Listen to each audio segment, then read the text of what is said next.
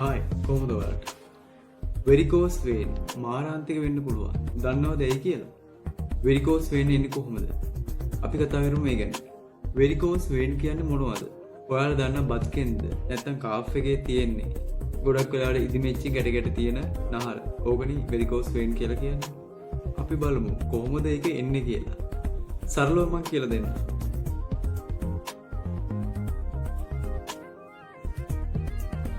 ඔයාලා දන්නවා අපේ ඇඟේ තියෙනවා ධමනි හා ශිරා කියලා නාර වර්ග දෙක.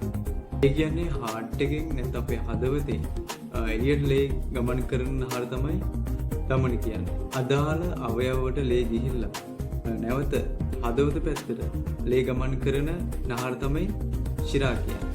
කකුල ශිරා තියෙනවා. මම කතා කරන්නේ කාෆ් එක නැත්නම් බත් කෙන්ද ගැන. ඔයාලා මේ පින්තූරේ පේනවා ඇති. ශිරාත් වර්ග දෙකක් තියෙනවා. ශිරා මගෙන් හදවත පැත්තට තමයි ලේ ගෙනියන්නේ. ඒ වර්ග දෙක තමයි සුපර්ෆිෂියල් වේන් සහ ඩීප් වේන්. මේ දෙකෙන්ම උඩට තමයි ලේ ගෙනියන්නේ. හැමකට ලං වෙලා තියෙන්නේ සුපර්ෆිෂියල් වේන්. හා මසල් වලට ඇතුලින් තියෙන්නේ ඩීප් වේන්. මේ දෙකම සම්බන්ධ කරන නහර තියෙනවා. ඒවට කියන්නේ පර්ෆරේටර්ස් වේන් කියලා. පර්ෆරේටර්ස් වේන් කකුල වැඩ කරන්නේ මෙහෙම. අපි ඇවිදිනකොට සහ මසල් වැඩ කරනකොට ඒ කාෆ් එකේ ඇතුලෙන් තියෙන ඩීප් වේන් වලින් ලේ උඩට ගමන් කරනවා. හાર્ට් එක පැත්තට ගමන් කරනවා. එතකොට මේ එළියේ තියෙන වේන් එකේ ඉඳලා ලේ එනවා පර්ෆරේට් වේන් එකේ ඉඳලා ඩීප් වේන් වලට. මේ දිශාව තීරණය කරන වැල්ස් තියෙනවා. සාමාන්‍ය මේ වගේ තමයි වැල්ස් තියෙන්නේ. ඒ දිශාවට යටින් ඇරෙනවා අනිත් වෙලාවට ඒක වැහෙනවා. ඒ කියන්නේ එක පැත්තකට විතරයි බ්ලඩ් සප්ලයි සිද්ධ වෙන්නේ. මේ කාෆ් එකේ තියෙන වේන් වල වැල්ස් තියෙන්නේ හાર્ට් එක පැත්තට ඇරිලා. එතකොට මේ ලේ උඩට තමයි යන්නේ. පහළට එන්නේ නැහැ. ඔන්න ඔය වේන්ස් වල තියෙන වැල්ස් වැඩ කරන එක හරියට උනේ නැති වුණාම මේ ලේ එකතු වෙනවා. උඩට යන්නේ නැහැ. උඩට යනකොට ඇරෙන වැල්ස් හරියට වැහුන්නේ නැති වුණාම ලේ පහළට ඇවිත් එකතු වෙලා අර ලේ නහරේ බිත්ති ඇදිලා ටිකින් ටික ලොකු වෙලා වෙරිකෝස් වේන් තත්ත්වය ඇති වෙනවා. මේ වෙරිකෝස් වේන් කාටද එන්නේ? අවුරුදු 50ට වැඩි අයට, ගැහැණු අයට, හිටගෙන ඉන්න අයට, තරබාරු අය, මහත වැඩි අයට, ඒ වගේම හෝමෝන් ප්‍රශ්න තියෙන අයට, ප්‍රෙග්නන්ට් අම්මලාට. අපි බලමු රෝග ලක්ෂණ මොනවද කියලා.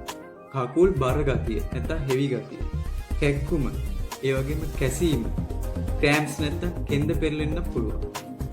මේකට එන්න සංකූලතා නැත්නම් කම්ප්ලිකේෂන් මොනවද කියලා අපි බලමු. තුවාල ඇති වෙන්න පුළුවන්, ලේ ගැලීම් ඇති වෙන්න පුළුවන්. භයානකම තත්ත්වය තමයි DVT. ඩීප් වේන් ට්‍රොම්බෝසිස් කියන්නේ. ඒ කියන්නේ ලේ කැටියක් හැදිලා ඒ ලේ කැට උඩට ගිහිල්ලා පෙනහළු වලට රුධිර සපයන රුධිර නාලවල ඉර වෙලා මරණයට පත් වෙන්නත් පුළුවන්. මේක ඉතාමත් භයානකයි. අපි බලමු කන්ට්‍රෝල් කරගන්න මොනවද කරන්න ඕනේ කියලා. ව්‍යායාම කරන්න ඕනේ, දිනපතා ඇවිදින්න ඕනේ, බර අඩු කරගන්න ඕනේ. ඊළඟට ප්‍රතිකාර නැත්නම් ට්‍රීට්මන්ට් මොනවද කියලා බලමු. මුලින්ම කරන්න ඕනේ ලයිෆ් ස්ටයිල් එක චේන්ජ් කරගන්න ඕනේ. නිතරම ඇවිදින්න ඕනේ. සුදුසු බරක් පවත්වා ගන්න ඕනේ.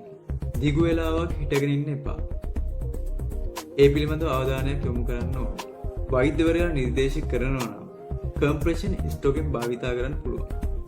ඔයාලා දැකලා තියෙනවා අර කකුල් වලට දාලා තියෙන ඇදෙන මේස් වගේ අන්න ඒක. ජලය ප්‍රමාණවත් ලෙස පානය කරන්න ඕනේ. ඒ වගේම මේකට අපිට සර්ජරි කරන්න පුළුවන්. පාදයේ හෘදයට වඩා ඉහළින් ඔසවාගෙන විවේක ගන්න පුළුවන්. ඒ වගේම බර ඉසිලීම අඩු කරන්න ඕනේ. මේ වෙරිකෝස් වේන් තත්ත්වයේ තියෙනවා මුල් කාලෙම තමයි ප්‍රතිකාර ගන්න ඕනේ. මොකද මේක පරක්කුල ප්‍රතිකාර ගත්තාම ගොඩාක් ප්‍රශ්න ඇති වෙන්න පුළුවන්. ඒ නිසා මේ ගැන අවධානයක් යොමු කරලා අනිවාර්යයෙන් කලින් ප්‍රතිකාර ලබා ගන්න. Thank you very much.